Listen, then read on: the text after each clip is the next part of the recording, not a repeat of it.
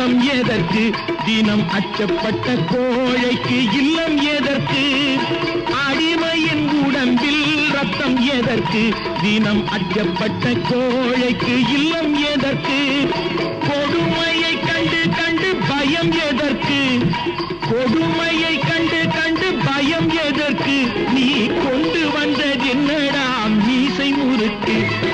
நெஞ்சம் உண்டு நேர்மை உண்டு ஓடு ராஜா நேரம் வரும் காத்திருந்து பாரு ராஜா